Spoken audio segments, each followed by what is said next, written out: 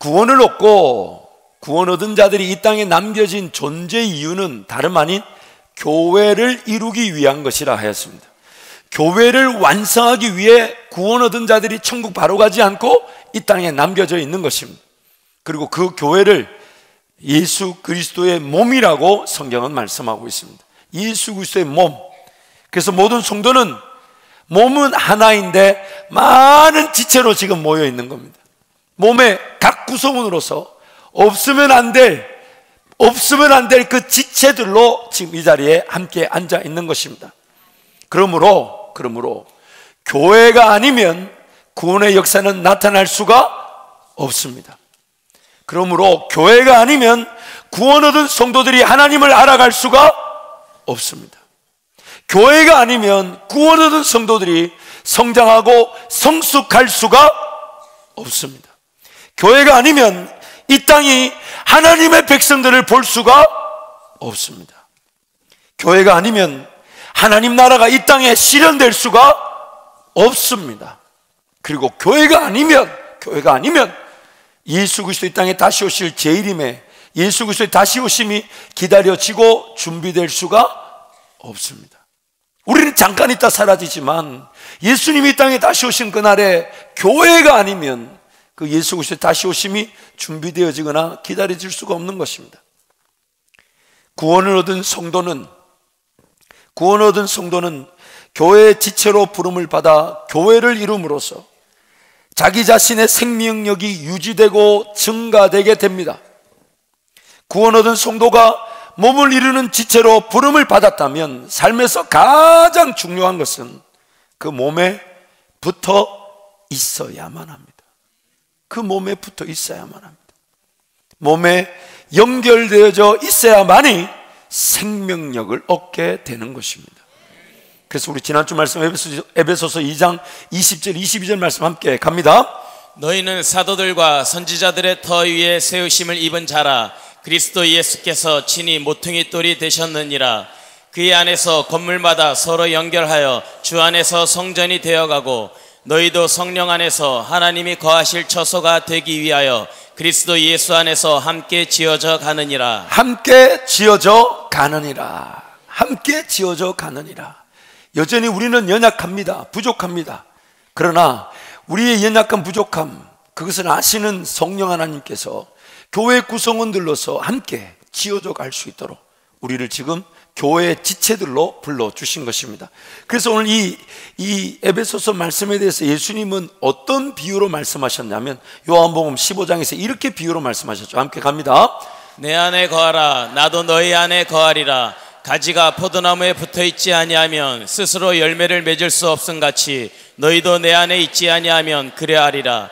나는 포도나무여 너희는 가지라. 그가 내 안에 내가 그 안에 거하면 사람이 열매를 많이 맺나니 나를 떠나서는 너희가 아무것도 할 수 없음이라. 사람이 내 안에 거하지 아니하면 가지처럼 밖에 버려져 마르나니 사람들이 그것을 모아다가 불에 던져 사르느니라. 오늘 그 교회 공동체, 즉 머리를 예수 그리스도로 두고 그 몸의 지체들로 모았다는 것을 예수님이 무엇과 무엇을 비유하시냐면 포도나무와 가지로 말씀하십니다. 오늘 우리는 무엇입니까? 포도나무에 비하면 우리는 무엇입니까? 가지입니다. 그 가지가 제일 중요하게 여기며 제일 날마다 확인되어야 될 게 뭘까요? 그 몸인 포도나무인 예수께 붙어 있어야 합니다. 붙어 있어요. 그래서 주님이 이렇게 얘기하시는 거예요. 너희가 나를 떠나서는 아무것도 할 수가 없으면. 왜냐하면 영양분이 끊어졌기 때문이에요. 붙어 있지 않으니, 그 안에 있지 않으니, 예수님께 붙어 있지 않으니 그 열매를 맺을 수가 없고 밖에 버려 말라 비틀어져 불에 사름을 당하게 되는 것입니다. 하나님께서 세상을 창조하셨을 때 남자와 여자를 창조하시고 그들에게 말씀하시기를 너희가 한 몸을 이룰지니라 라고 얘기하셨어요. 그래서 창세기 2장 24절 말씀 함께 갑니다. 이러므로 남자가 부모를 떠나 그의 아내와 합하여 둘이 한 몸을 이룰지로다. 모든 만물을 다 지으시고 남자와 여자를 지으신 다음에 둘이서 결혼 관계를 말씀하시면서 얘기하시기를 이제 한 몸이 되었다라고 과거형으로 얘기하지 않으시고 한 몸을 이룰지니라라고 미래형으로 말씀하시면서 지향점이, 목적이 있다는 걸 분명히 하셨습니다. 근데 여러분, 결혼을 해보면 아시겠지만은 두 사람 결혼하면 저는 항상 그 결혼을 생각하면 생각나는 게 있어요. 그게 뭐냐면 나무젓가락. 나무젓가락이 두 개가 딱 붙어 있는 듯 보이지만 끝머리 조금 붙어 있죠. 그렇죠? 처음에 그 두 사람 만날 때 어떤 기제로 만났는지 모르지만은 하나님이 콩깍지를 딱 씌워놔가지고 그래가지고 자기도 모르게 결혼했는데 결혼하고 보니까 이 인간을 왜 만났냐고 잘 모르겠다고 그렇게 하나님께 따지는 소리를 저는 매일 듣습니다. 저는 해본 적 없어요. 저는 하나님께 항상 감사하고 저는 정말이에요. 뭐 제가 좋아서 결혼한 거기 때문에 저는 항상 감사하고 하나님께 모든 영광 올려드리는데 우리 그분은 꼭 하루 전날로 돌아가고 싶어 하더라고요. 하루 전날이면 충분하다 그러는데 어쨌든 그 부부의 관계를 보십시오. 그 부부의 관계가 나무젓가락 끝에처럼 그렇게 생겼어요. 한 몸을 이루어가지만 끝부분 조금, 그리고 결혼하면 그 끝부분 붙어있는 그게 좀 더 많이 붙을 것 같지만 생각보다 그렇지가 않아요. 살면 살수록 그 처음에 붙은 것보다 더 못하게 더 떨어질 것 같고 더 불안불안한 게 이 관계예요. 그래서 에베소서 말씀에도 이렇게 얘기하시죠. 함께 갈까요? 에베소 5장 31절 30절 함께 갑니다. 그러므로 사람이 부모를 떠나 그의 아내와 합하여 그 둘이 한 육체가 될지니 이 비밀이 크도다. 나는 그리스도와 교회에 대하여 말하노라. 하나님께서 아담과 하와를 창조하시고 한 몸을 이룰지라 할 때 그 한 몸이 바로 그리스도의 몸이고 그 몸이 바로 교회인 것입니다. 그래서 하나님은 창조하실 때부터 교회를 이루시기 위해 남자와 여자를 만드셨는데 또한 우리를 구원하셨을 때도 교회를 이루시기 위해 이 땅에 존재케 하신 것입니다. 그 안타까운 것은 그 아담과 하와가 죄를 지었을 때, 불순종하게 됐을 때 제일 먼저 일어났던 현상이 뭐냐? 다름 아닌 한 몸이 되지 않더라는 겁니다. 책임을 서로에게 떠넘기고 저 사람 때문에 내가 죄를 지었고 저 사람 때문에 내가 이렇게 따먹게 되었다고. 죄가 이 땅에 들어오는 순간 그 죄로 말미암아 제일 먼저 나타난 현상, 그것이 바로 한 몸이 되지 못하게 하는, 교회가 서지 못하게 하더라는 겁니다. 그래서 죄의 결과는 결국 하나님의 창조의 목적인 교회를 이루지 못하게 만든 것입니다. 마태복음 13장에 보면 예수님이 씨 뿌리는 비유로 우리에게 말씀하십니다. 농부 되신 하나님이 씨를 뿌리는데 우리 같으면 옥토에만 뿌리겠지만 성경이 이렇게 말합니다. 길가에도 뿌려지고 돌밭에도 뿌려지고 가시밭에도 뿌려지더라는 거예요. 그래서 그 길가, 여러분 같으면 길가에 씨를 뿌리겠어요? 안 뿌리겠어요? 만약 안 뿌렸으면 예수 믿을 사람 여기 아무도 없어요. 여기 그렇게 강팍하고 뿌려지자마자 금세 잊어버리고, 그렇죠? 근데 하나님은 길가와 같은 내 심령에도 말씀을 뿌려 기어이 오늘 이 자리에 예배하러 달려나오게 만드셨지 않습니까? 돌밭과 같습니다. 말씀을 들었을 때는 막 좋아 춤을 추고 깨달은 데 기뻐하지만 금세, 왜냐하면 뿌리가 돌 위에 있다 보니까 말라 비틀어 죽어버립니다. 가시떨기밭과 같아서 세상의 재리 유혹이 내 인생을 덮고 있습니다. 그러니 씨가 들어와도 자랄 수가 없는 거예요. 자랄 수가. 그런데 이 길가든 돌밭이든 가시떨기밭이든 공통 분모가 있습니다. 뭐가 가장 큰 문제인지 공통 분모, 문제의 공통 분모가 뭐냐면 모두 뿌리를 제대로 내리지 못한다는 겁니다. 뿌리를 제대로 내리지 못한다는 거예요. 그래서 골로새서 2장 6절 7절 말씀 이렇게 말합니다. 함께 선포할까요? 골로새서 2장 6절 7절. 그러므로 너희가 그리스도 예수를 주로 받았으니 그 안에서 행하되 그 안에 뿌리를 박으며 세움을 받아 교훈을 받은 대로 믿음에 굳게 서서 감사함을 넘치게 하라. 6절 말씀 다시 보여주세요. 예수 그리스도를 주로 받고 구원을 받았습니다. 그래서 이제는 예수 그리스도를 말미암아 하나님의 자녀답게 예수 안에서 새롭게 행할 수 있게 되었고 살아갈 수 있게 되었습니다. 그런데 예수를 믿고 구원받아 새로운 삶의 시작점에 7절 말씀 보면 제일 중요한 게 뭐냐? 예수 안에 뿌리를 박으며, 예수 안에 뿌리를 박는 것, 이게 되지 않으면 교훈이, 하나님의 말씀이 나에게 주어지지가 않아요. 이게 되지 않으면 믿음에 굳게 세워지지가 않는 겁니다. 감사함이 없는 거예요. 오늘 신앙생활의 최대 위기가 뭐냐? 예수를 모르는 게 아닙니다. 예수를 믿어야 되는 걸 모르는 게 아니에요.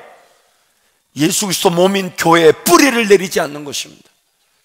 예수 그리스도의 몸인 이 교회에 뿌리를 내리지 않는다는 겁니다. 일본에 개신교가 들어온 것은, 복음이 전파된 것은 1550년경이라고 얘기합니다. 반면 우리나라에 복음이 전파된 것은 1780년경이라고 얘기합니다. 그 200년의 차이가 있습니다. 일본의 복음이 훨씬 200년 전에, 우리나라보다 200년 전에 일본의 복음이 들어갔지만 지금도 일본은 기독교 인구가 0.5%밖에 되지 않습니다. 여러 가지 이유가 있겠고 여러 가지 원인이 있겠지만 신학자들이 이구동성으로 이것만큼은 분명한데, 그 한 가지 이유가 뭐냐면, 일본 사람들이 다른 사람에게 부담을 주는 걸 싫어하고 다른 사람을 힘들게 하는 걸 어렵게 여기니까 그 사람들만의 개인 어떤 공간, 영역, 사생활을 존중히 여겨서 복음이 전파됐을 때도 하나님과 자신만의 관계에 대해서는 강조했지만 소위 말하는 무교회주의,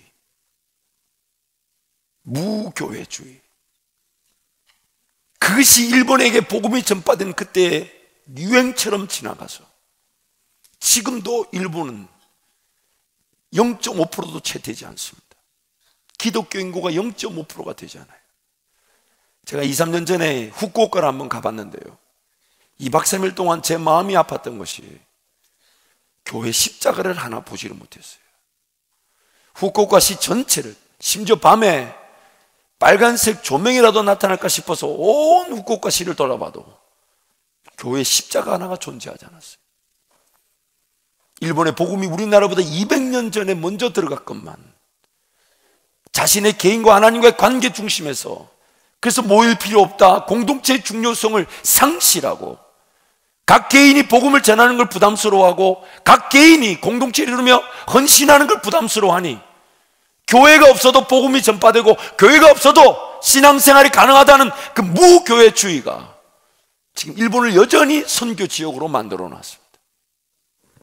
만약 우리나라도 복음이 전파됐을 때에 무교회주의라는 것이 유행을 했다면 오늘 우리는 이만큼 부흥하는 것과 저와 여러분이 예수를 믿지 못했을 겁니다. 마이클 크리스피라는 분이 이런 글을 전하고 있습니다. 현대인들은 집단 기억 상실 증세를 보이고 있는 것 같아요. 사람들이 교회에 오기는 하지만 교회가 어떤 곳인지에 대해서는 전혀 기억하지 못하고 있다. 성경은 우리에게 교회에 대해 너무나 확실하고 정확한 답을 제공하고 있음에도 불구하고 교회는 위기에 놓여 교회 자신의 정체성과 목적의식을 분명하게 해결하지 못하고 있다는 현실이 참으로 희한하지 않을 수 없다. 성경이 지금 오늘 교회를 그리스도의 몸이라 그러고 우리를 그 몸의 각 직체들로 다 불렀다고 말씀하며, 또한 예수님은 그 교회의 모형에 대해서 상징적으로 그림을 보여주시기를, 예수는 포도나무라 그러시며 우리는 그의 가지라고 한다면, 오늘 우리는 이 땅에 구원받고 존재한 이유가 교회를 위한 것이고 또한 교회가 나를 위해 존재하고 있는 거예요. 영양분을 공급받고 생명력을 유지하며 삶 가운데 하나님의 은혜와 능력을 보게 되면서 성령의 열매를 거둘 수 있는 그 모든 근원은 내가 지금 그리스도의 몸인 교회, 마치 포도나무 대신 그리스도께 붙어 있는 것처럼 그 몸의 교회에 얼마나 연결되어져 있어 영양분을 공급받고 있는가 하는 것입니다. 기독교 상담가인 레이리 크랩이란 분이 자신에게 찾아온 이들의 그런 어떤 문제를 들어주면서 발견한 것이, 문제를 가지고 상담을 받으러 온 10명의 9명, 90%는 좋은 친구만 있어도 해결될 일들을 가지고 온다고 합니다. 문제가 있어 상담을 받으러 온 10명의 9명, 90%는 좋은 친구만 있어도 해결될 문제를 가지고 온다고 합니다. 그러므로 지금 옆에 이렇게 가만히 앉아있는 보이지만 옆에 있는 지체가 굉장히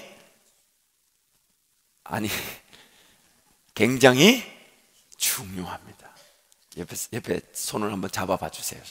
손을 잡고 손을 잡고 한번 서로 인사할 때 이분은 보니까 인사하라 그랬더니 눈을 보여줘야지 머리 꼭지를 보여줘요. 내가 어느 몇몇 분 내가 봤는데 눈을 보고 따뜻하게 한번 인사하겠습니다. 당신이 건강해야 제가 건강합니다. 당신이 건강해야 제가 건강합니다. 우리 3분은 그래도 좀 낫네요. 2부 성도들이 약간 수준이 이상하네. 누구라고 말하진 않겠어요? 한 번 더 인사할 때 손 붙잡고 눈을 보면서 한 번 더 인사하세요. 한 번 더 인사할 때 제가 더 사랑하겠습니다. 제가 더 사랑하겠습니다.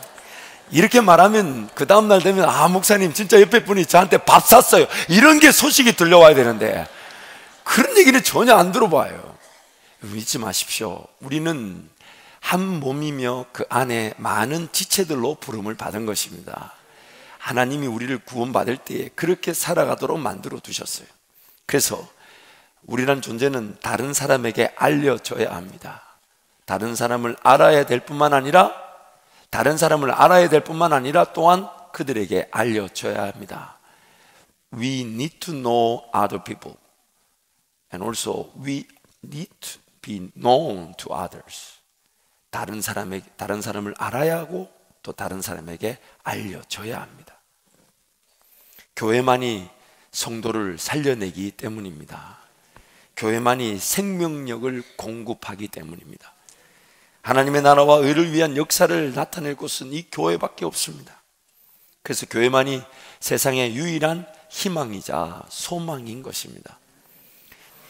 에스겔서 47장을 보면 이스라엘 백성들이 그들 죄로 말미암아 하나님이 허락하신 땅에서 쫓겨나가 포로로 가게 되죠. 아수르에게 멸망당하고 바벨론으로 멸망당하면서 이제 포로 생활할 때에 하나님은 에스겔 선지자에게 그럼에도 불구하고 그 자기 백성들이 회복되어 돌아져 와서 하나님께 영광을 올려드릴 그 날을 꿈꾸고 에스겔에게 환상을 보여주십니다.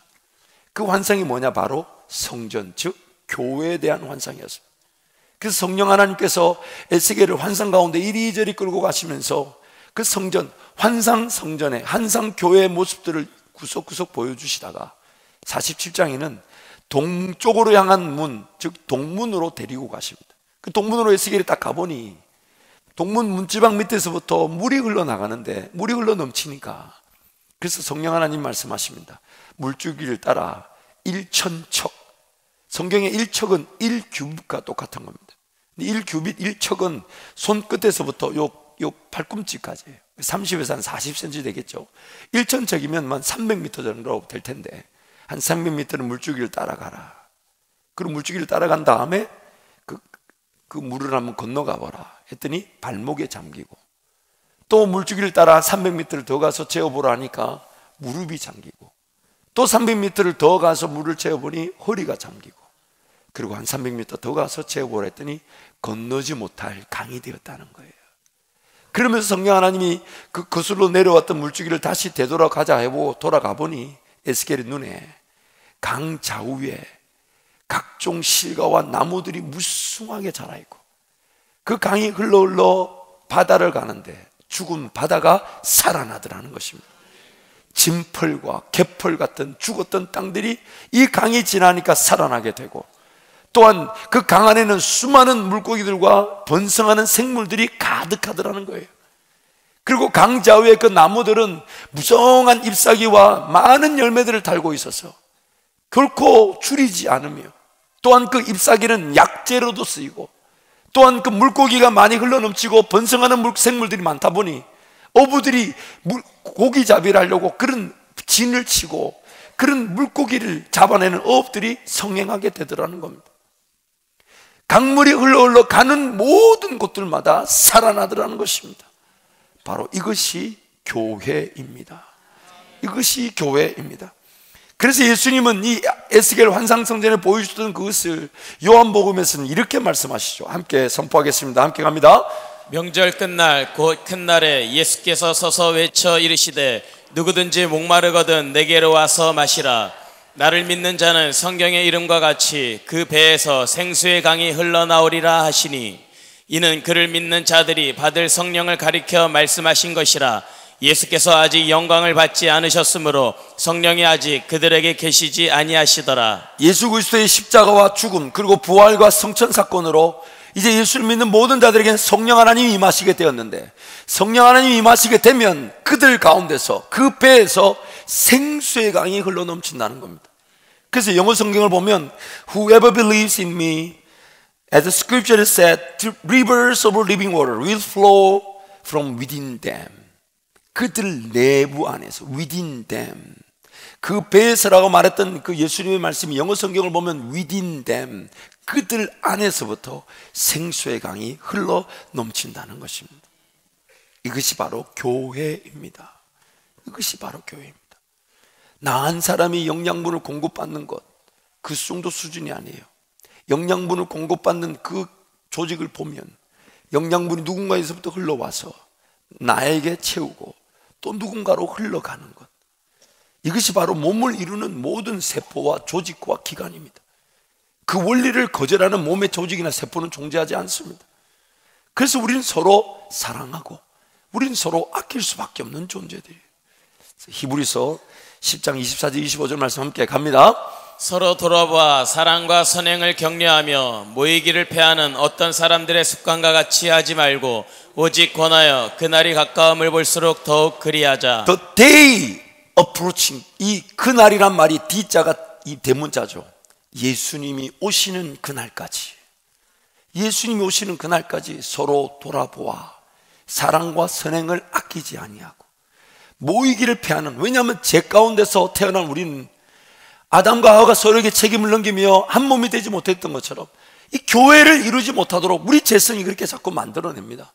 그렇기 때문에 모이기를 패하는 어떤 자들의 습관과 하지 말고 오직 그날이 예수 그리스도의 가까이 오심이 가까우면 가까울수록 더욱 모이기를 힘쓰자.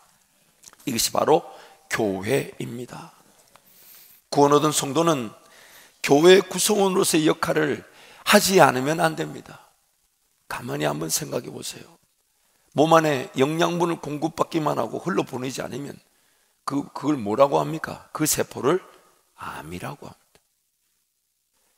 먹기만 먹고 흘러보내지 않는 세포는 암이라고 합니다. 그 암세포도 제거를 당하겠지만 그 암으로 말미암아 그 암이 자리를 차지하고 있는 그 기관도 죽게 되는 겁니다. 그 조직도 죽게 됩니다. 그 주변 모든 세포가 같이 암이 되어버립니다. 말씀을 정리하겠습니다. 만약 여러분 하나님을 더 알고 싶으시다면, 하나님을 더 경험해보고 싶으시다면 교회 공동체로 달려오셔서 영양분을 공급받으십시오. 영양분을 공급받으십시오. 영양분이 주어질 곳은 이 교회밖에 없습니다. 포도나무 대신 예수께 붙기만 하면 영양분이 전해지게 되고 살아있게 되고 열매를 거두게 될 것입니다. 또한 풀어야 되는데 풀리지 않는 인생의 숙제와 어려움이 있다면 지난주에 부탁드린 대로 교회의 권세, 우리 장로님들에게 요청하시고 목자들에게 요청하시고 중보기도팀에 요청하셔서 나를 위해 기도해달라, 나를 위해 간구해달라. 왜냐하면 의인의 간구는 역사하는 힘이 크기 때문입니다. 믿음의 역사는, 믿음의 기도는 역사하는 힘이 크기 때문입니다. 두세 사람이 모여 함께 기도할 때 예수님이 그것을 시행한다 하셨사오니, 여러분 풀리지 않는 인생의 숙제 그냥 안고 가지 마시고 교회의 권세, 하나됨의 권세, 기도를 통하여 천국의 은혜를 누리시기를 축복합니다. 무엇보다도 사명을 확인하고 싶으십니까? 꿈과 비전을 발견하고 싶으십니까? 하나님이 기뻐하시는 일이 무엇인지를 알고 싶으십니까? 걸어가는 길, 그 길이 하나님의 영광의 길이기를 원하십니까? 그러면 얼른 교회로 달려오셔서 더욱더 연결점을 가지고 영양분을 공급받고 흘러보내게 될 때에 여러분의 사명, 꿈과 비전이 발견되어지고 하나님의 영광의 기회로 사용되어야 될 줄 믿습니다. 이 시간 한번 우리가 찬양을 할 텐데, 지난주에 했던 찬양이죠. 찬양을 하면서